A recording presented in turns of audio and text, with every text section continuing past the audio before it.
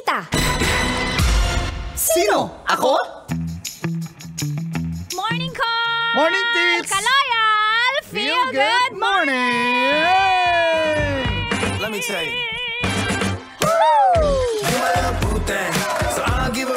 Ano, Miyerkules, January 24, 2024. Sa oras na 7:29 ay kasama niyo na Angkol Dago!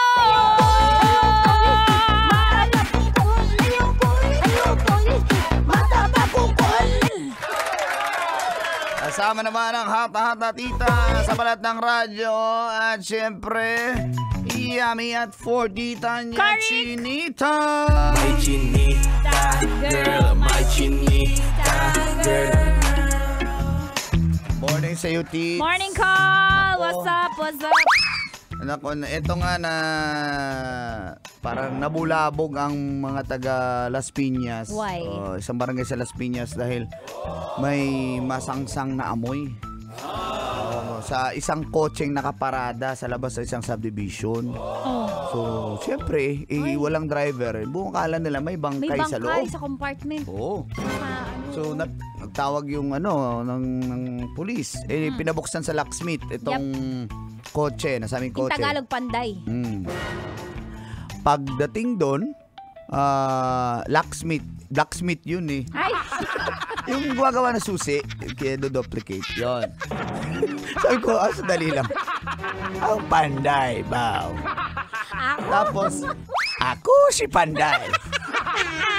Pagdating doon, nabulabog. Ang laman pala ng kotse, may nabubulok na ulo ng lechon.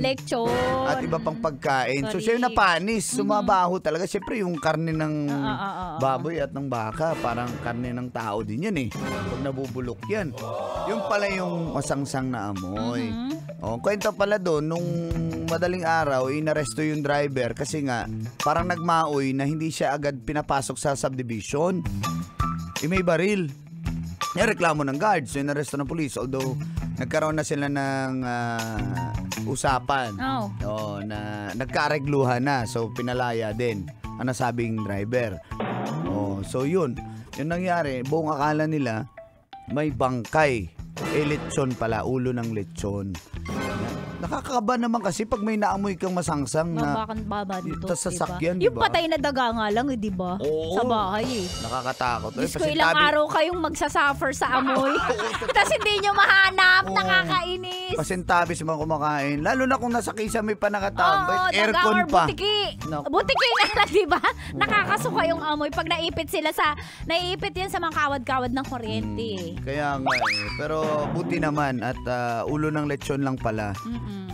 So, sa mga kumakain dyan, pasintabi po. Sana mabusog kayo. Ng ulo ng lechon. Hindi sa lechon. Mabusog kayo sa bangkay. Nakabarong. Yung bangkay. In fairness, crispy yung balat eh. Ng lechon? Okay. Uy, St. Peter yung nagsa-service doon. Okay. Sa lechon. Sumpahan ko. May mansanas nga sa bibig eh. Lechon. Yung bangkay.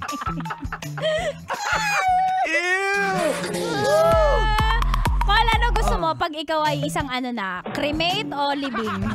Ako? Pag isang bangkay? Isang lechon. Ganon.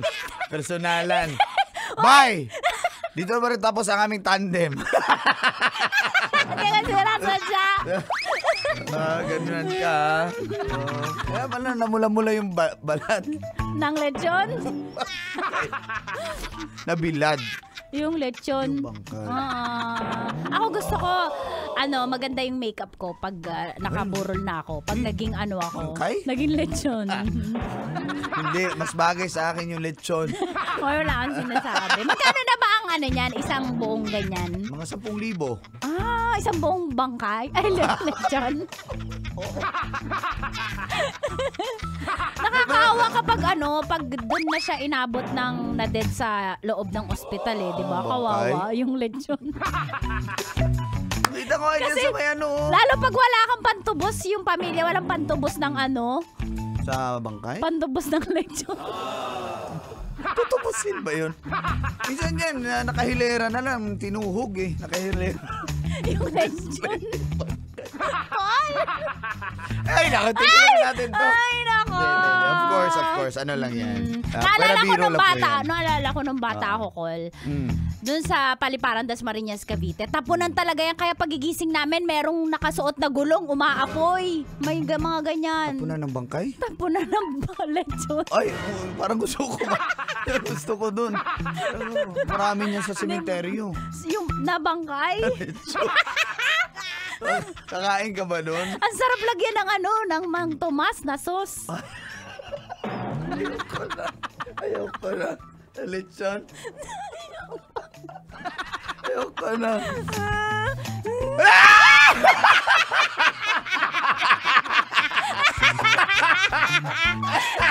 Nagulat po ako doon. Nakakala ko kasi ano yun Akala may bangkay. Akala ko lechon. No. Pero Col, anong favorite mong part niyan?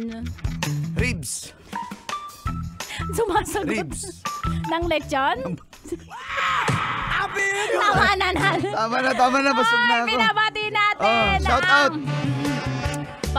Binabati natin ang BF City Uy. Bagsakan sa Marikina. Bochoy Boko sa BF City Bagsakan from Mamisi. Fruit dealer. Aba, Yan, mga fruit oo. dealer. Okay. Hello, Mamisi. Morning. Fruit dealer. Daghang salamat po sa pagtutok. Opo, salamat po dahil susunod na tambalan. Nicole Ayala. Uy! At Chris Chuper. Salamat sa iyong pagpamina na kasama hat at tita Tanya Chinita. At kula angkol dago. Mga gusto ng kalendaryo, kita-kits tayo ha. Bukas na yan. May Mandaluyong. Ito po ang stasyong number 1, 90.7 Love Radio. Feel good morning!